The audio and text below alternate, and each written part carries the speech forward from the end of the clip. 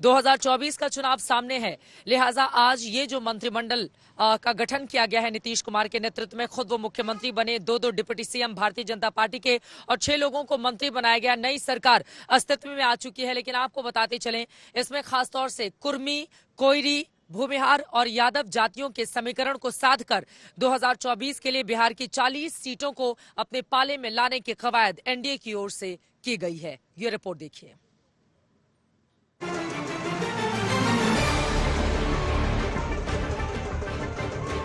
बार बार पाला बदलकर भी सत्ता को साधे रखने का हुनर नीतीश कुमार बखूबी जानते हैं। बार बार वो इस बात को साबित करते हैं, पाला बदलकर भी मुख्यमंत्री के पद पर बने रहते हैं। नीतीश कुमार के इस हुनर के पीछे बिहार की सियासत का वो समीकरण है जो लगातार नीतीश कुमार को पावर सेंटर बनाए रखता है। नीतीश कुमार का साथ बीजेपी या आरजेडी की ताकत को जमीनी तौर पर बढ़ा देता है। सामने लोकसभा चुनाव है, बिहार में सत्ता परिवर्तन हो चुका है, लेकिन इस बदलाव में भी जाति वाले समीकरण का पूरा ध्यान रखा गया है। नीतीश कुमार के अलावा 8 मंत्रियों ने शपथ ली, जिसमें उस समीकरण की साफ झलक दिखी है जो लोकसभा चुनाव में जीत के रास्ते को आसान बना सके, बिहार की सभी 40 सीटों पर एनडीए की जीत की गारंटी बन सके। भारतीय जनता पार्टी का अध्यक्ष भी भारतीय जनता पार्टी ने हमें बनाया, विरोधी दल का नेता भी बनाया। ये मेरे लिए भावुक क्षण है कि आज सरकार में भी दायित्व, सरकार में काम करने के लिए भी विधानमंडल दल का नेता के तौर पर चयन किया।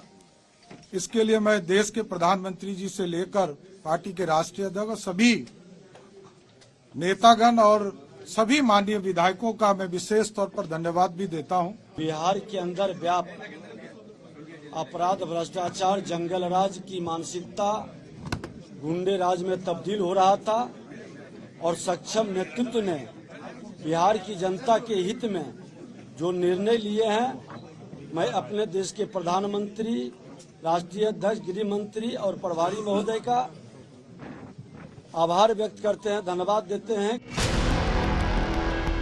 बिहार सरकार के मंत्रिमंडल में 2 कुर्मी और 2 भूमिहार नेता शामिल हैं। इसके साथ एक यादव, एक राजपूत, एक पिछड़ा, एक अति पिछड़ा और एक महादलित को मंत्रिमंडल में जगह मिली है। मुख्यमंत्री नीतीश कुमार कुर्मी जात से हैं, जिसकी आबादी बिहार में 3% के करीब है। डिप्टी सीएम सम्राट चौधरी कोयरी, जबकि दूसरे डिप्टी सीएम विजय सिन्हा भूमिहार जात के हैं। बीते साल हुए जातीय सर्वे के मुताबिक प्रदेश में कोयरी आबादी 4.21%, जबकि भूमिहार 3% के करीब है। भूमिहार जाति से ही आने वाले विजय कुमार चौधरी को भी मंत्रिमंडल में जगह मिली है।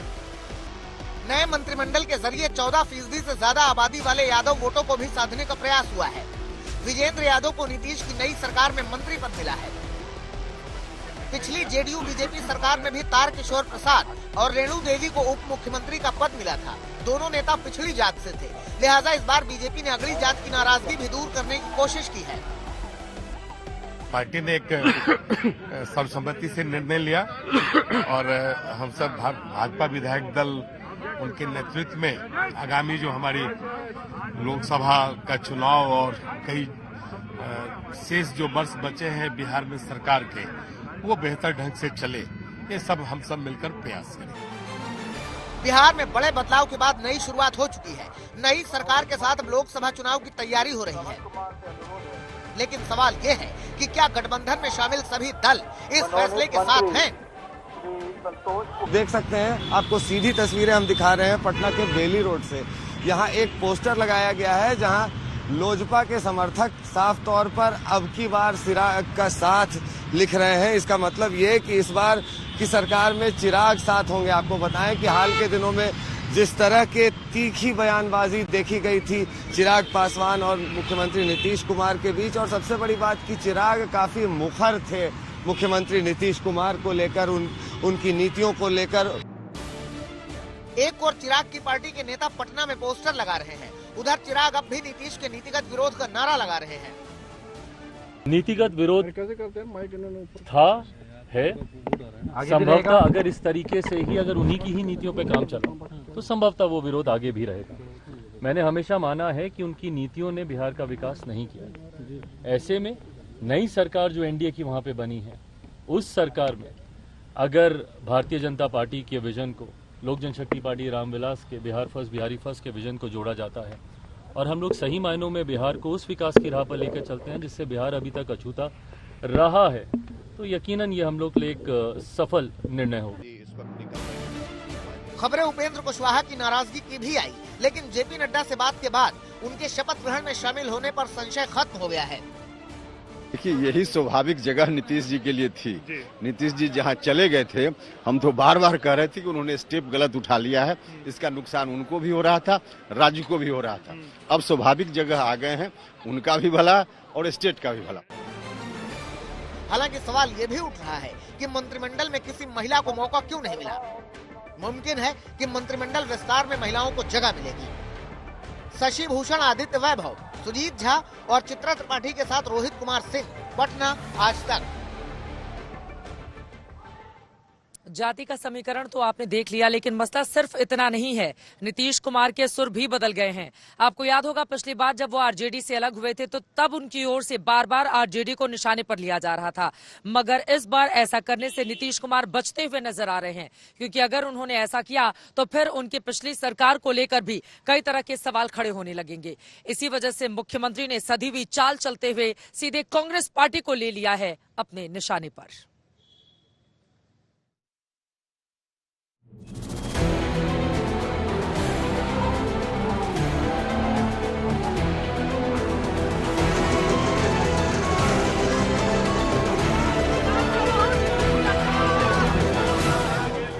की सियासी हलचल के बाद नीतीश कुमार एनडीए में शामिल हो गए। बिहार में नई सरकार बन गई, मंत्री पद की शपथ भी हो गई। सत्ता में वापसी पर बीजेपी जबरदस्त जश्न मना रही है। आरजेडी धोखे का आरोप लगाकर विरोध प्रदर्शन कर रही है, लेकिन बड़ी बात यह है कि बिहार में हुए इस बड़े सियासी बदलाव के बीच नीतीश कुमार इस बार आरजेडी पर कम हमलावर रहे। गठबंधन से अलग होने का ठीकरा कांग्रेस के माथे पर फोड़ते रहे। अभी हम जो पहले गठबंधन को छोड़ के नए गठबंधन बनाए थे, और जो नया गठबंधन 1.5 महीना से बनाए थे, 1.5 साल से, तो यहाँ पर भी जो स्थिति इधर आकर के ठीक नहीं लगी है। और जिस तरह से लोगों का दावा हो रहा था, जो इतना मेहनत किया जाता था कि वही लोग ये सब काम कर रहे हैं, वो सब जरा धीरे धीरे लोगों को खराब लग रहा था। तो इसीलिए आज हम लोगों ने दे दिया, अलग हो गए। तो ऐसे में सवाल ये है कि आखिर आरजेडी से राह अलग होने के बाद भी कांग्रेस ही नीतीश कुमार के टारगेट पर क्यों रही? किस रणनीति के चलते नीतीश कुमार ने आरजेडी पर सख्त टिप्पणी नहीं की? माना जा रहा है कि अगर नीतीश कुमार आरजेडी पर सीधा हमला करते तो लालू तेजस्वी लोकसभा चुनाव में इसका फायदा ले सकते थे। अगर वो खराब कानून व्यवस्था या जंगल राज जैसे शब्दों का इस्तेमाल करते तो गृह मंत्रालय नीतीश के अधीन होने पर उन पर ही सवाल उठते। एक कारण ये भी है कि एनडीए नीतीश कुमार के जरिए बिहार और देश के लोगों को बड़ा संदेश देने की तैयारी कर रही है कि इंडिया गठबंधन में आपसी नेतृत्व की लड़ाई है और विपक्षी दलों में एकता नहीं है। लिहाजा जेडीयू बिहार में सत्ता परिवर्तन की वजह कांग्रेस के रवैये को बता रही है। नीतीश के एनडीए में जाने के बाद कांग्रेस पार्टी पर तीखा हमला बोल रही है। दरअसल जितनी भी गैर कांग्रेसी क्षेत्रीय दल हैं, ये सब दल कांग्रेस पार्टी से लड़ करके भारत की राजनीति में इन्होंने एक अपना स्थान बनाया है। लिहाजा वो क्षेत्रीय जो नेतृत्व है इन दलों का, उनको समाप्त करना चाहते हैं। नीतीश कुमार आरजेडी पर बड़े हमले से बच रहे हैं, वहीं तेजस्वी यादव अब सरकार की उपलब्धियों का श्रेय लेने की कोशिश कर रहे हैं। जो मुख्यमंत्री कहता था कि यह संभव है नौकरी देना, उसको हमने एक हफ्ते के अंदर जो है उनसे बुलवाने का काम किया। टूरिज्म डिपार्टमेंट हमारे पास था, हमने टूरिज्म पॉलिसी लाया। आईटी डिपार्टमेंट राजद कोटा में था, हम लोगों ने जो है आईटी पॉलिसी लाई। और ये 17 महीने में जो काम हुआ है, ऐतिहासिक काम हुआ है, जो आज तक पूरे देश में नहीं हुआ है। हालांकि आरजेडी नेताओं के तेवर तल्ख हैं और नीतीश कुमार उनके निशाने पर हैं। सीएम के इस्तीफे के बाद लालू यादव की बेटी रोहिणी आचार्य ने 2 ट्वीट किए। पहले में लिखा सांप्रदायिकता के खिलाफ आखिरी सांस तक लड़ेंगे, और फिर लिखा कूड़ा गया कूड़ेदानी में। बिहार के युवा जो नौकरी मिलने के बाद खुशियां महसूस कर रहे थे, जो उनके चेहरे पर मुस्कुराहट थी, उस मुस्कुराहट को छीनने वाले नीतीश कुमार जी ने आज इस्तीफा देकर के युवाओं को और युवाओं के नेतृत्व करता तेजस्वी प्रसाद यादव का जो सोच रहा है, उस सोच को धक्का पहुंचाने का काम किया है। यूं तो सामान्य सिद्धांत यही है कि केंद्र अपनी जगह नहीं बदलता और सारा खेल उसके इर्द गिर्द ही चलता है, लेकिन नीतीश कुमार बिहार की राजनीति के वो केंद्र हैं जिन पर यह फॉर्मूला लागू नहीं होता।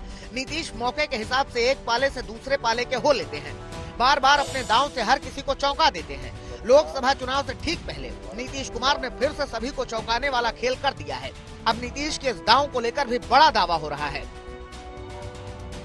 नीतीश कुमार चेहरा है, बीजेपी सपोर्टर की भूमिका में है और दूसरे साइड आरजेडी है और बाकी लोग उनको सपोर्ट कर रहे हैं।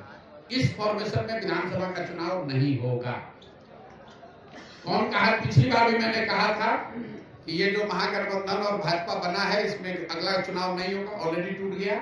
फिर अभी घोषणा कर देता हूँ, ये भी टिकने वाला नहीं है। नीतीश अब बीजेपी के साथ है। एनडीए गठबंधन अब लोकसभा चुनाव की तैयारियों में जुटेगा। नीतीश कुमार के इस फैसले का जमीनी असर चुनाव में साफ दिखेगा। शशि भूषण, आदित्य वैभव, सुजीत झा और चित्रा त्रिपाठी के साथ रोहित कुमार सिंह, पटना, आज तक। इस हफ्ते की शुरुआत में अयोध्या में भगवान श्री राम की प्राण प्रतिष्ठा हुई। उस मामले को लेकर भी इस देश ने जमकर सियासत देखी, लेकिन सवाल ये पैदा हो रहा है कि क्या राम लहर जिस तरह की पैदा हो गई उसने भी बिहार में परिवर्तन का काम किया है? उसका भी असर क्या बिहार की सियासत पर देखने को मिल रहा है? Nitish Kumar here looking very comfortable with JP Nadda. राजनीति में प्रयोग भी होते हैं और संयोग भी। नीतीश कुमार ने एनडीए के साथ जाकर फिर से बड़ा प्रयोग किया तो नई सरकार का दावा पेश करने के दौरान एक अजब संयोग भी दिखा। सम्राट चौधरी विजय सिन्हा के साथ नीतीश कुमार ने राज्यपाल राजेंद्र अर्लेकर से मुलाकात की। जब नीतीश ने राज्यपाल को एनडीए विधायकों के समर्थन का पत्र सौंपा तो नीतीश कुमार के ठीक पीछे प्रभु राम की तस्वीर दिखी। अब इस संयोग का एक सूत्र नीतीश कुमार की सियासत से भी जुड़ता है, क्योंकि माना जा रहा है कि अयोध्या में राम मंदिर से जो लहर देश भर में उठी है, बीजेपी उसी लहर पर सवार होकर लोकसभा की चुनावी नाव को पार करने की कोशिश में लगी है और विपक्षी पार्टियां बीजेपी के इस दांव की कोई काट खोज नहीं पा रही हैं।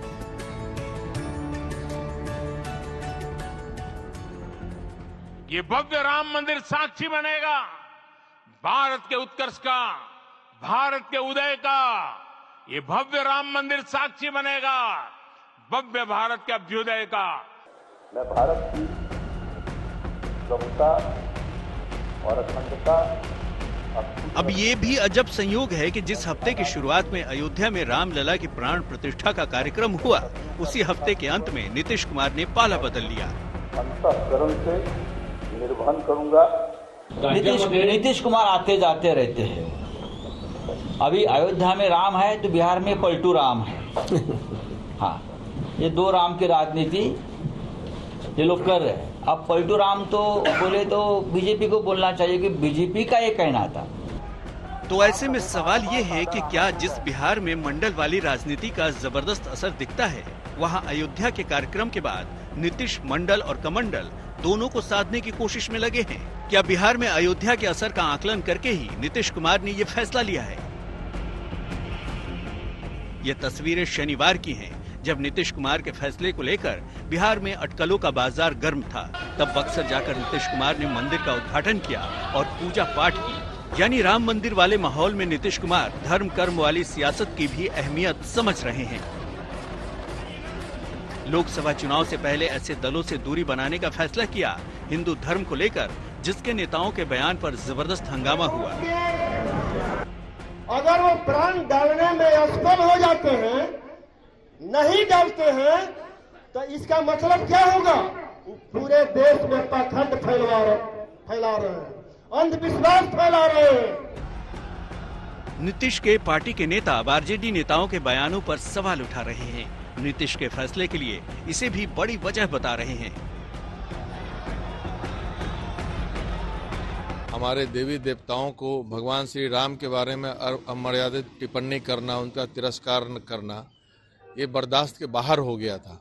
आप कह सकते हैं कि भगवान राम ने अपना दिखा दिया कि भाई देखिए, आप जो सनातन धर्म के विरोध में बोलेंगे तो यही दुर्दशा होगी आपकी। नीतीश 9वीं बार बिहार के मुख्यमंत्री बन गए हैं। नई सरकार में सारे समीकरण साधने की कोशिश की जा रही है ताकि लोकसभा की चुनावी जंग में बड़ी जीत हासिल हो सके।